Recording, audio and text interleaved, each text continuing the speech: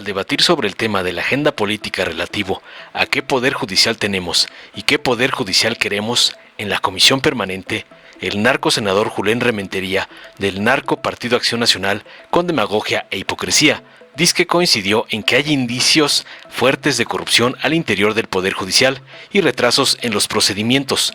No obstante, consideró desencajado que la elección por voto popular de jueces, ministros y magistrados supuestamente no resultará en una reducción de estas problemáticas ni en una mayor independencia de este poder, para finalmente reiterar, contradiciéndose, noqueado por el logro del Plan C, que la reforma al Poder Judicial es una necesidad urgente. Tras oír la cantaleta demagógica del lacayo panarco del señor X, el senador Gabriel García de Morena señaló contundente para responderle que los ministros recurrieron a su influencia e interpretación de las leyes para negar el principio de austeridad republicana en el Poder Judicial. Al respecto señaló que la ministra presidenta de la Suprema Corte tiene un sueldo superior al del presidente de la República, destacando que entre los principios de la reforma propuesta se encuentran la democratización de este poder, el combate a la corrupción, la disciplina judicial y la independencia del poder económico y del poder político, para cerrar tajante aseverando que la reforma del presidente AMLO busca hacer verdad el acceso a la justicia pronta y expedita, como nunca sucedió en los narcogobiernos del PRIAN. Veamos enseguida cómo Lord Longaniza es hecho añicos brutalmente por Gabriel García, por arremeter contra la reforma de AMLO al corrupto Poder Judicial, como le manda su patrón, el narcoampón Claudio X González. Su permiso, Presidenta. Inicio por condenar en nombre del Partido Acción Nacional los hechos tan lamentables que están ocurriendo en nuestro país hermano de Bolivia. Nunca un golpe de Estado va a ser bueno para una nación ni para un pueblo. Lo que ocurre ahí, de llegar a prosperar y culminar por la ruta que parece que va, seguramente afectará a los ciudadanos de aquel país y por supuesto a las instituciones de Bolivia. Y eso es algo que creo que más allá de la representación y del carácter ideológico que se pueda tener en los grupos parlamentarios, debiéramos de unir fuerzas. Me parece que es lo conducente y lo propio. Hay que preservar siempre la posibilidad de hablar, de disentir y en todo caso, a partir de las mayorías, conducir un país. Nunca de otra manera, como pareciera que está sucediendo en aquel país. Así que desde Acción Nacional condenamos fuertemente lo que sucede en aquella nación. Ahora bien, respecto al tema de la reforma judicial, yo creo que es una necesidad urgente. Realmente así lo creo, así lo creemos en Acción Nacional. El tema es cómo la vamos a concebir.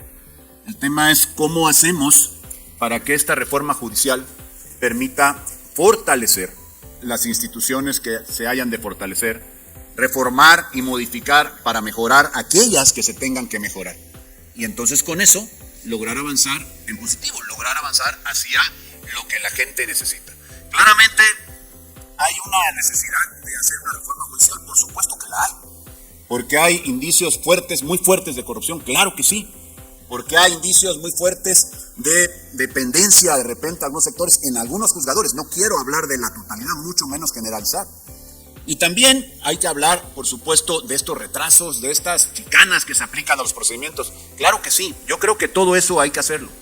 Y yo, fíjense bien, yo estaría votando a favor de una propuesta judicial que permita realmente pues, pensar en que esto se va a lograr, que vamos a consistar justo con estas reformas, pues a un mejor sistema judicial.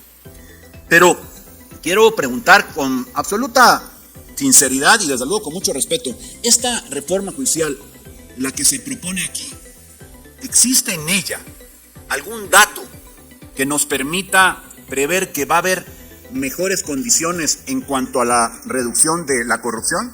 Yo creo que no. Sinceramente, yo no creo que simplemente por elegir a los jueces, ministros y magistrados se vaya a lograr ello. Y tampoco creo que mediante este método vayamos a lograr una mayor independencia o vayamos a poder sostener la independencia, mucha o poca la que se tenga. Por supuesto que hay que ir a buscar la totalidad, la independencia total de un poder respecto al otro. Sí el respeto, pero nunca la sumisión, nunca la dependencia. Y yo no encuentro en ninguna parte de esta reforma algo que suponga que esto lo vamos a lograr. Reconociendo, como se ha dicho aquí, que hay que hacerlo, que hay que acabar con los males que existen en el Poder Judicial, vayamos encontrando pues en estas, digamos, en estos foros que se van a realizar, que ojalá sirvan para escuchar y entonces enriquecer la propuesta, vayamos viendo qué es lo que puede servir, qué es lo que podemos obtener de lo que se tenga que decir, porque estoy seguro que en esos foros habrá posiciones, y no me refiero a la del PAN, ni a la de cualquier otro partido de oposición, la de los ciudadanos, la de gente que conoce el tema, que habrá cosas valiosas que escuchar y que a lo mejor que aporten para corregir. Yo no encuentro, los digo realmente, en la reforma que se ha planteado, algo que sea la solución a los problemas del sistema judicial. Hay algunas cosas en las que puedo coincidir. El tiempo que se plantea para los ministros, bueno, podría yo coincidir en ello. Creo que hay cosas que pueden estar en positivo, pero sin embargo, de verdad lo digo con absoluta sinceridad, no encuentro cómo desde la elección, desde el voto popular, podamos aportar a que haya menor corrupción, haya más independencia, que haya menos retrasos, que haya menos nepotismo. No es por ahí. Entiendo que hay que ir a eso, que hay que ir a resolver todo eso, pero yo no encuentro cómo allá vayamos a encontrar, vamos a poder realmente resolverlo. Y por otro lado, el no atender una responsabilidad tan grave, tan seria como la que tenemos, sí, de hacer una reforma judicial y la que tiene este país mereciendo una reforma judicial. En un segundo concluyo, Presidenta. Yo no creo que debamos simplemente de escapar de pensar con seriedad nuestra gran responsabilidad, la de este Congreso, de esta legislatura y de las que vienen. Lo digo en esta porque aquí tocará dictaminarlo, en estas, y en la próxima porque tendrá que votarse en los plenos de la Cámara de Diputados y en la Cámara de Senadores.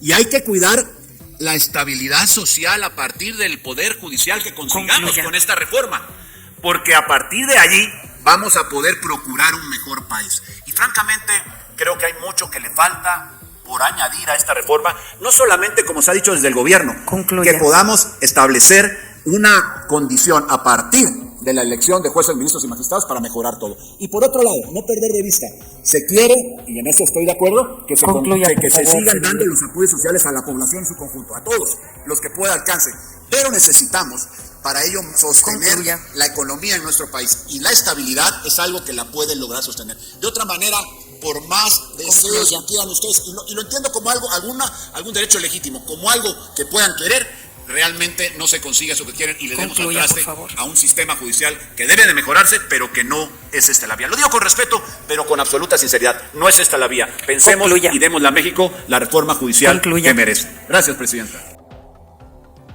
Por principios libertarios y democráticos,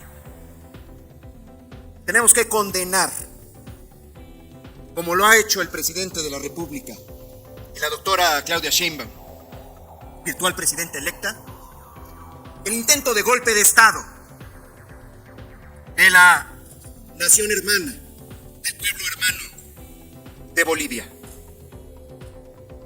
Pero hay que ver los últimos acontecimientos. La posición valiente de Luis Alberto Arce, autoridad legítima, acaba de colocarse frente al golpista militar, de frente, con valentía, sin temor alguno, y acaba de convocar al pueblo a organizarse, a evitar el golpe de Estado. Ya salieron las primeras notas, que ese estado de fuerza manipulado no fue respaldado por la mayoría de los integrantes del ejército. Y el pueblo empieza a manifestarse, a organizarse. Y los pueblos hermanos también hacemos lo propio desde nuestro país. Esto nos permite hacer una reflexión importante. ¿Por qué fue capaz de enfrentar, de ver de frente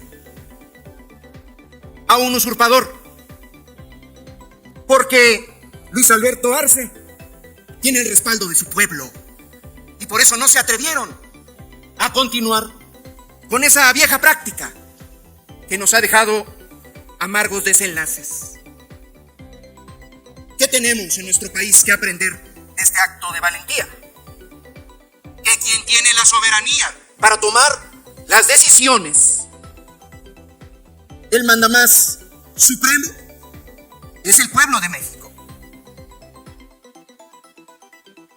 única manera razonable, real, de hacer valer esa soberanía es la práctica de la democracia.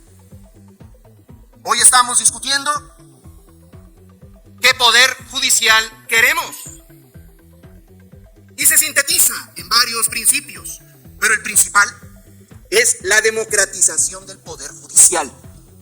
¿Y eso qué significa? Que la justicia se ministre al pueblo y no a los despachos que funcionan con influyentismo. Y para eso, ¿por qué negarle al poder judicial ese respaldo del pueblo? Si se acepta la práctica de la democracia, eligiendo a ministros, magistrados y jueces, pues el poder judicial va a tener la autonomía, la legitimidad que le va a poder generar una posición de contrapeso justa y correcta.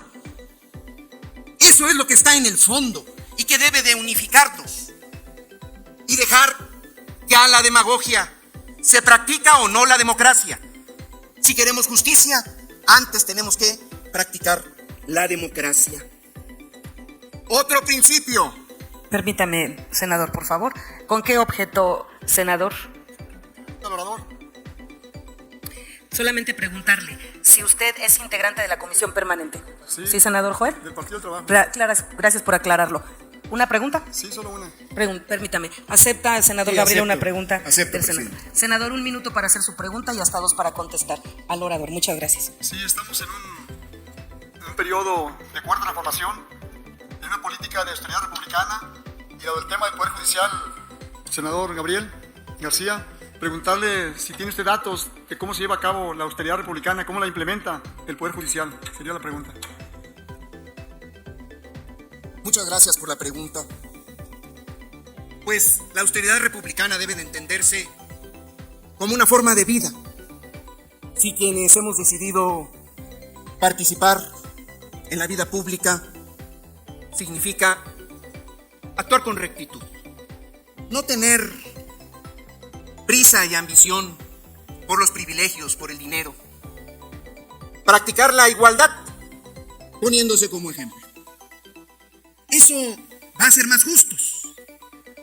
A los ministras, ministros, magistradas, jueces. Vivir en la justa medianía es un principio juarista. ¿Pero qué tenemos hoy? Miren, por ejemplo, la magistrada presidenta tiene un sueldo superior al del presidente de la República, contraviniendo la ley de austeridad republicana. Asciende a 205,000 pesos frente a 129,000 que percibe el presidente. Recurrieron a su influencia e interpretación de las leyes para negar el principio de austeridad republicana en el Poder Judicial. También una serie de canonjías y privilegios que deberían de estarse dando a una mayoría de integrantes del Poder Judicial, pero hay una burocracia dorada de élite.